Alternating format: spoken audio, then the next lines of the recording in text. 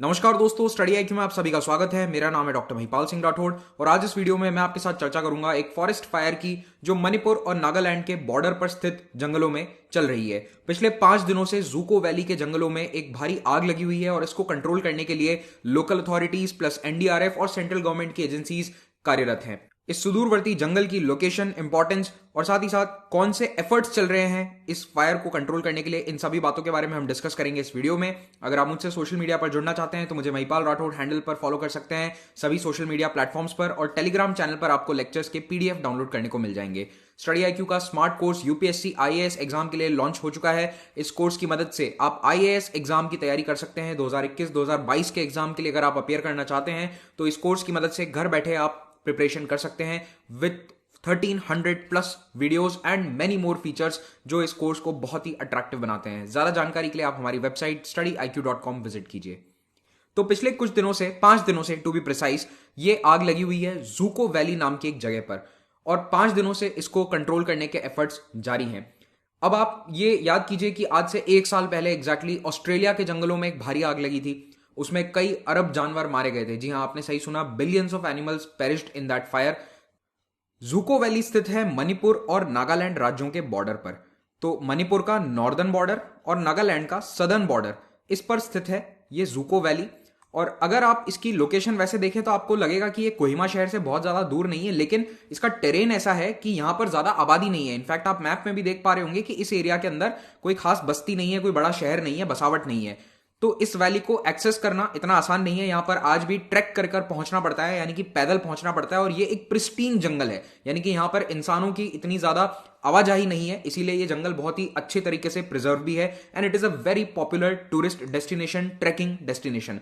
तो ये है जूको वैली मणिपुर और नागालैंड के बॉर्डर पर। और इसी एरिया में मणिपुर का हाईएस्ट पॉइंट माउंट ईसो या माउंट टेम्पू भी जिसे कहते हैं, ये स्थित है। तो अभी जो आग लगी है वो इन दोनों राज्यों में लगी है, क्योंकि जूको वैली आधी नागालैंड में, आधी मणिपुर में है। इस आग के कारण लगभग 200 एकड़ का जंगल जल चुका है पहले से ही, और ये 29 दिसंबर से आग जारी है। इस वक्त ज्वाइंट ऑपरेशन चल रहे हैं इसे कंट्रोल करने के लिए केंद्र सरकार, राज्य सरकार की एजेंसियां और लोकल वॉलंटियर्स की मदद से। लेकिन फिर भी काफी जंगल का एरिया जल चुका है। तो इस तरह के जो अपर स्लोप्स है वहां पर पेड़ ऑलरेडी जल चुके हैं और अब ये आग धीरे धीरे नीचे वाले वैली के हिस्से तक आने वाली है।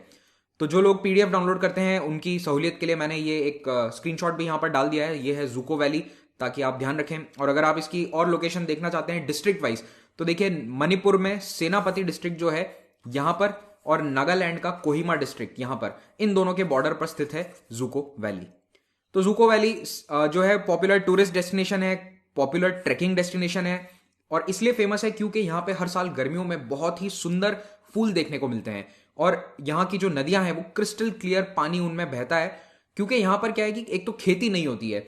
किसी जमाने में यहां पर लोगों ने बसने की और खेती करने की कोशिश करी थी, लेकिन यहां पर कोई फसल उगी नहीं, इसीलिए इस वैली का नाम ही पड़ गया जूको, जिसका लोकल भाषा में मतलब होता है सोल लेस, यानी कि यहां पर कुछ उगता ही नहीं है, कुछ ग्रो नहीं हो पाता। तो वो इंसानों के लिए तो नेगेटिव है, लेकिन प्रकृति के लिए तो अच्छा ही है। तो यहां पर कुछ ग्रो नहीं हुआ, तो यहां पर आज भी ज्यादा विलेजेस नहीं है, ज्यादा लोग यहां रहते नहीं है और खेती नहीं होती है यहां पर। इसीलिए आज भी यहां पर दूर दूर तक घने जंगल देखने को मिलते हैं। और कोहिमा शहर से यहां पहुंचने में लगभग 4 घंटे लगते हैं, और उसके बाद एक ट्रैक और होता है कई घंटों का। तो यहां पे जो ये वैली है, ये एवरेज एल्टीट्यूड इसका 2500 मीटर के आसपास है, ऑलमोस्ट 2500 मीटर्स। लेकिन इस वक्त इन जंगलों में आग लगी हुई है, तो कुछ इस तरह के व्यूज आ रहे हैं। अब आप देखिए, आग जो है वो माउंटेन टॉप्स के नजदीक से शुरू होकर अब धीरे धीरे नीचे की तरफ जा रही है। जो नीचे घना जंगल है वो अब अफेक्टेड होना शुरू होगा। सबसे पहले आग जो है माउंटेन टॉप्स के आसपास देखी गई है, जो एरियल व्यू आया है। अब यहां पे समस्या ये है कि इस तरह के रीजन में पहुंचना ही बहुत मुश्किल है। आप खुद सोचो, क्या यहां तक कोई फायर ट्रक पहुंच सकता है? बिल्कुल नहीं, रोड ही नहीं है, पैदल इंसान नहीं पहुंच पाते कई घंटों चल के, तो फायर ट्रक्स कैसे पहुंचेंगे? इसलिए ज्यादातर ऑपरेशंस एयरफोर्स की मदद से या फिर हेलीकॉप्टर्स की मदद से चल रहे हैं। तो यहां पर अभी 500 मीटर्स तक का एक सेक्शन ऑलरेडी क्लियर किया जा चुका है, along with the help of police, fire services and local volunteers. और कोशिश ये है कि आग को एक लिमिटेड एरिया तक रोक दिया जाए। लेकिन एज ऑफ राइट नाउ 3 जनवरी की इवनिंग को जब मैं ये लेक्चर रिकॉर्ड कर रहा हूं, उस वक्त तक आग जारी है और उसको रोकने के एफर्ट्स भी जारी हैं। इन ऑपरेशंस की बदौलत आग को पूर्वी दिशा में बढ़ने से तो रोक लिया गया है, लेकिन अभी भी ये दक्षिण और पश्चिमी दिशा में बढ़ रही है और वहां पे ज्यादा डैमेज देखा गया है। नागालैंड साइड पर लोकल एडमिनिस्ट्रेशन ने कल ये स्टेटमेंट दिया था कि हमारी तरफ आग कंट्रोल में है, मणिपुर की तरफ थोड़ा ज्यादा प्रॉब्लम है, वहां पर आग इस तरह से जंगलों में अभी भी पहाड़ों पर लग रही है। अब क्योंकि इन पहाड़ों में ऊपर पहुंचना बहुत मुश्किल है, तो इसीलिए इंडियन एयरफोर्स के हेलीकॉप्टर्स का इस्तेमाल किया जा रहा है और NDRF national disaster relief force की टीम्स यहां पर ऑलरेडी काम कर रही हैं। तो उन्होंने फायर लाइंस बनानी शुरू करी है। फायर लाइन का क्या मतलब होता है कि जंगल में एक हिस्सा, एक लाइन क्लियर कर दिया जाता है, उस एरिया से पेड़ों को हटा दिया जाता है ताकि आग इस तरफ से इस लाइन को क्रॉस करके इस तरफ के पेड़ों पर ना पहुंचे। तो एक एरिया क्लियर कर दिया जाता है, फायर लाइन उसे कहते हैं। तो इंडियन एयरफोर्स के जो चॉपर्स हैं वो दीमापुर के एरिया से पानी उठा रहे हैं यूजिंग बैम्बी बकेट और फिर उनको जंगलों पर स्प्रे कर रहे हैं। बैम्बी बकेट किस तरह से काम करती है? ये एक कोलैप्सिबल बकेट है, मैं आपको फोटो के माध्यम से समझाता हूं। तो हेलीकॉप्टर से एक इस तरह के अटैचमेंट को जोड़ा जाता है जो लिटरली एक बाल्टी है, लेकिन इस बाल्टी की खासियत यह है कि ये नीचे से खुल जाती है। तो ऊपर हेलीकॉप्टर में बैठे बैठे इसमें एक बटन दबाकर एक वाल्व खुल जाता है और जिससे कि पानी सारा नीचे गिर जाएगा। तो इसे कहते हैं बैम्बी बकेट। बहुत ही सिंपल सा और अनोखा इनोवेशन है, लेकिन इसने कई जंगलों की आग को रोकने में बहुत मदद करी है। तो इसमें बस एक पानी का सोर्स चाहिए अच्छा, अगर आसपास कोई तालाब या नदी है तो वहां पर जाकर ये हेलीकॉप्टर्स पानी इस तरह से भर सकते हैं और फिर जंगलों के ऊपर जाकर उस पानी को डाल सकते हैं, जिससे आग को रोका जा सकता है। तो दुनिया भर में जो फॉरेस्ट और लैंड मैनेजमेंट एजेंसीज हैं वो इस बैम्बी बकेट का इस्तेमाल करती हैं।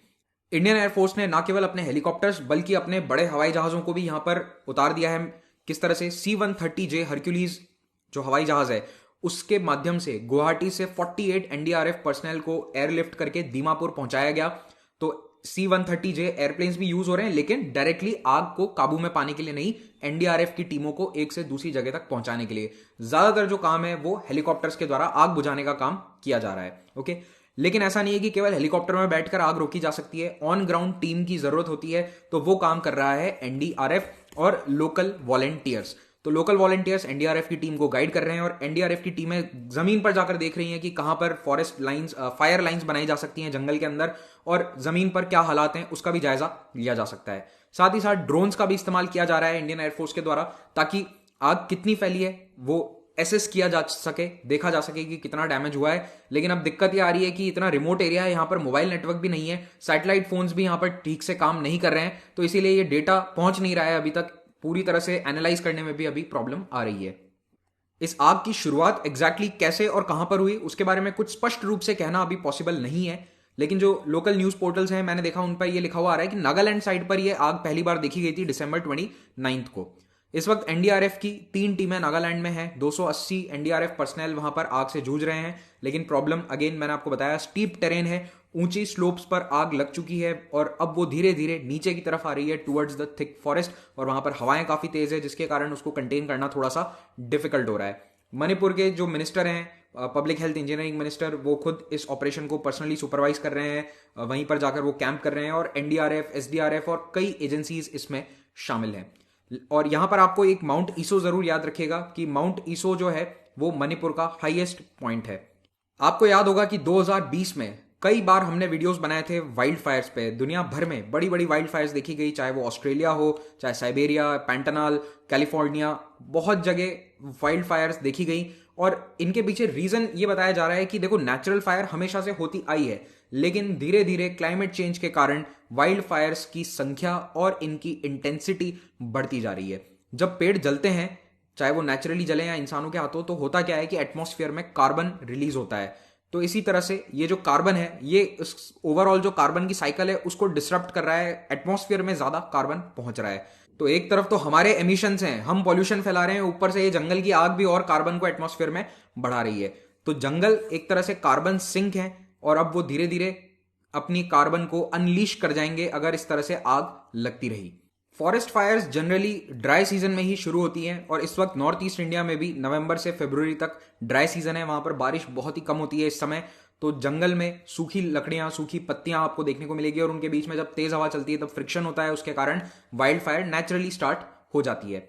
लेकिन अब क्लाइमेट चेंज जो है उसके कारण भी ये फिनोमिना बढ़ता जा रहा है। एवरेज टेम्परेचर दुनिया का बढ़ रहा है जिसके कारण इवेपोरेशन बढ़ रहा है और एक्सटेंडेड ड्रॉट्स हम देख रहे हैं, लंबे समय तक अकाल चलता है।